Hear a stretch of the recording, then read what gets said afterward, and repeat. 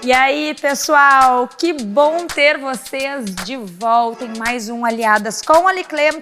Pós-carnaval, espero que esteja todo mundo vivo, todo mundo já curado da ressaca, botando a sua vida em dia. Que o ano só começa depois do carnaval no Brasil, né?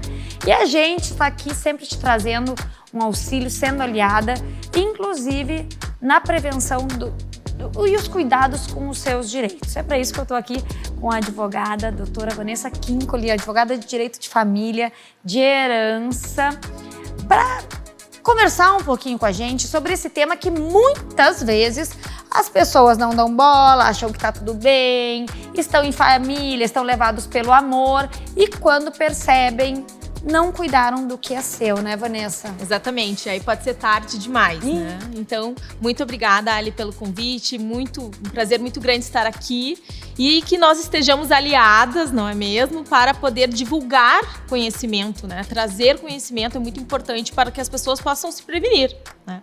Eu trabalho com direito de herança, direito de família e planejamento sucessório patrimonial, dou aula em universidades sobre isso e por isso eu acho tão importante divulgar. E até destacando, né, Vanessa, que muitas vezes as pessoas ouvem herança e dizem, mas eu nem tenho dinheiro. E acha que herança é assim, aquela coisa de milionário e tal. Mas na verdade não é bem assim. Não, direito de herança, aliás, é muito comum, né? Muitas vezes as pessoas têm, os pais têm uma casa de praia ou apartamento onde eles moram. Esse apartamento, mesmo que seja até a metade por ser dividido com os irmãos, é direito de herança sim, e ele precisa ser protegido. E uma das coisas que eu venho divulgando muito, falo muito em aula também, é a importância de saber a incidência do regime de bens e como é importante visitar o seu advogado, advogada de confiança, assim como você visita um médico, por exemplo, né? Vamos falar então em regime de bens. O que é isso? Regime de bens é a forma como a sua vida patrimonial com seu marido, companheiro, companheira, como que essa vida patrimonial será regida, né? Então, por separação total, o que é meu, o que é seu, comunhão parcial, ou seja, a partir do momento que nós casamos ou que nós vivemos em união estável, aí começa, né, toda essa comunhão entre o casal. Começa a dividir a partir do momento em que casou. Isso. Então, nós temos algumas questões que são muito importantes e que as pessoas não sabem. Então, primeiramente, existe a incidência automática do regime de bens. Você nem escolhe. Então, quando que isso acontece? Em duas principais situações. Primeiro, quando você está namorando e aí começa, né, a morar junto, aquele namoro passa a ser uma união estável. E aí, se você não assinou nenhum contrato de convivência, sabe qual é o regime que incide automaticamente? O da comunhão parcial de bens, ou seja, tudo aquilo que você começou a adquirir enquanto estava com a pessoa ou parcelas pagas enquanto você estava com a pessoa, essas parcelas elas devem ser divididas. Por exemplo, eu comprei um apartamento, mas as parcelas eu estou pagando enquanto estou com ele. Ele tem direito a receber parte, então, desses pagamentos, porque nós estávamos juntos. Vamos fazer para deixar muito claro, porque esse tema sempre é complexo. Casou, se não escolher o regime de bens, automaticamente, a partir do casamento, começa a dividir tudo, normal. Acho que quanto a isso. As pessoas já estão acostumadas. Isso, comunhão parcial de bens. E na união estável é a mesma coisa. Exatamente. E esse é o ponto que eu quero ressaltar, porque muitas pessoas que nos assistem, enfim, sequer percebem que já estão em uma relação, em uma união estável e que, portanto, já também estariam na comunhão parcial de bens. Exato. Inclusive, né, Vanessa, a gente tem um caso muito emblemático recente de uma influenciadora famosa, a Lara Nesteruk, que se viu nessa situação e se ralou. Exatamente. Ela teve que partilhar os bens que ela adquiriu, fruto exclusivo do trabalho dela. Mas ela estava em uma união estável com comunhão parcial de bens. E por que ela é parcial? Porque diz respeito a a parte do patrimônio adquirido a partir da união. Porque existe aquela universal que nossos avós, nossos pais casaram, porque a lei determinava que era comunhão universal. Então, o que tinha antes e o que tinha depois. Sim, o que eu carregava o que vinha antes de mim, eu carregava para o casamento. Exato. E na comunhão parcial, então, é o que nós temos a partir de então. Só que tem um ponto muito importante. Vamos supor que essa influencer, né, que a Lara, ela tivesse tido uma orientação profissional correta, adequada, que dissesse para ela, olha, de fato, vocês têm uma união estável, então vocês devem fazer um pacto. Na verdade, no casamento, nós chamamos de pacto antenupcial. Na união estável, nós chamamos de pacto de convivência. Nesse pacto, que junto, então, nós fazemos uma escritura de união estável, fica ali constando, né, que o regime de bens é da separação total de bens. Ok, mas vamos supor que nós assinamos, eu e meu companheiro, ou, por exemplo, pegando, né, como exemplo a Lara, ela assinou, estava com ele desde 2020 e só em 2023 ela assinou, mudando o pacto, né, para separação total de bens. Nesses 3 anos que eles viveram em união estável, mas não tinham assinado nada, o regime é o da comunhão parcial de bens, porque não retroage. Sabe, eu acho muito injusto, certo? Porque a união estável veio como uma forma de proteção de relações mais sólidas que não eram regidas pelo casamento, só que acabou englobando uma série de outras relações que, a meu ver, é uma opinião pessoal, não deveriam se enquadrar nela.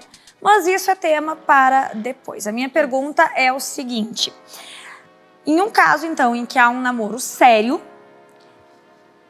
a indicação genérica, né, Vanessa? Porque, claro, é o que tu falou, consulte seu advogado. Seria fazer um contrato de convivência, então. Então, uma coisa que eu tenho feito muito nos últimos tempos, e muito mesmo, é o chamado contrato de namoro. Não sei se vocês já ouviram falar. Contrato vocês de namoro. Aí namorando e achando que não dá nada? É, contrato de namoro. E por que bombou tanto nesses últimos tempos? Por causa da pandemia. As pessoas passaram a morar juntas, porque não queriam ficar no isolamento, queriam passar o isolamento pelo menos tendo o seu companheiro, seu, na verdade, namorado ou namorada. E a partir dali, aquele namoro se confundiu e começou não se sabia mais quando começou uma união estável, ou se era união estável ou não. Então, o que foi feito? E eu tenho feito muito ainda.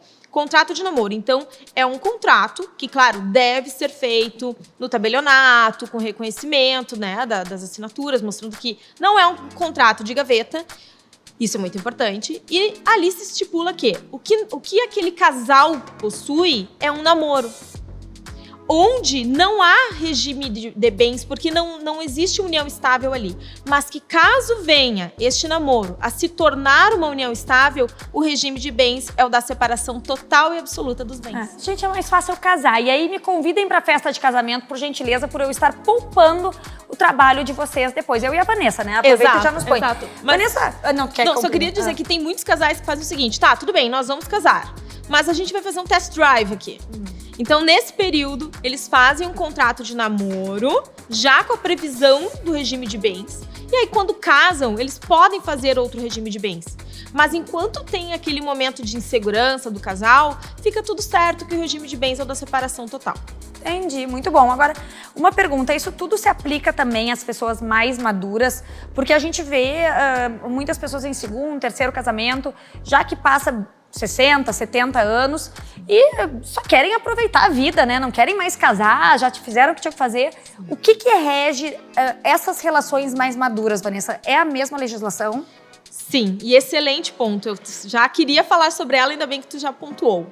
Bom, sempre que nós tivermos um casamento ou uma união estável, um relacionamento público, duradouro, que as pessoas realmente reconhecem aquele casal como uma entidade familiar, muitas vezes se apresentam, essa é minha esposa, esse é meu marido, mas não casaram, então eles vivem em união estável. O que acontece? A legislação é a mesma, mas nós temos um ponto em especial aqui que é preciso abordar. A partir dos 70 anos, e quando aquela pessoa, estou numa união estável, estou separada de fato, significa não me divorciei, mas estou separada, não moro mais junto com meu ex-marido, a gente só não assinou o divórcio. O que acontece nesses dois casos em que eu ainda não assinei o divórcio? ou a dissolução da união estável, ou já tenho mais de 70 anos, incide automaticamente e obrigatoriamente o regime da separação obrigatória de bens. E o que isso significa?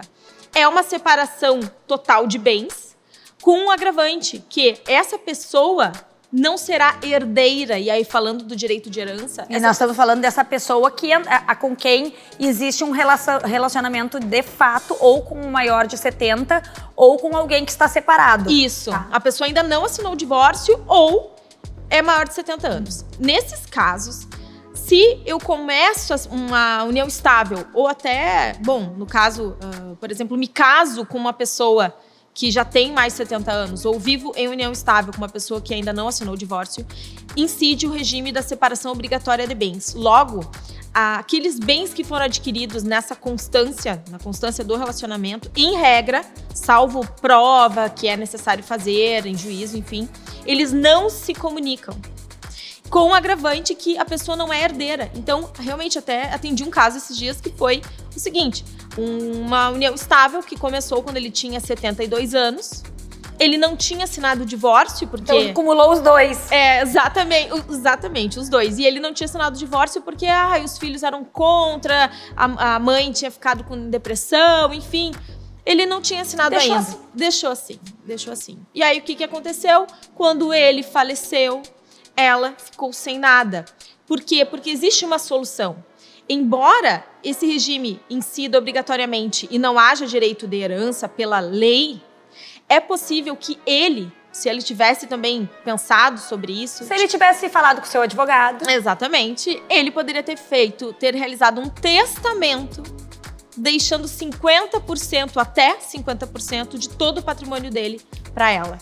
Ai, chegou a me dar uma tristeza aqui, porque na verdade são casos de amor, né? Que as pessoas acabam achando que só o amor serve, só Exato. o amor basta, e nós sabemos que as relações humanas são muito mais complexas. Exato. Por isso que estamos aqui sempre trazendo conteúdo para ajudar você a simplificar a sua vida, esclarecer os fatos, organizar tudo e seguir sendo feliz. E aliás, siga com a gente, que daqui a pouquinho a gente está de volta com mais Aliadas com a Aliclem.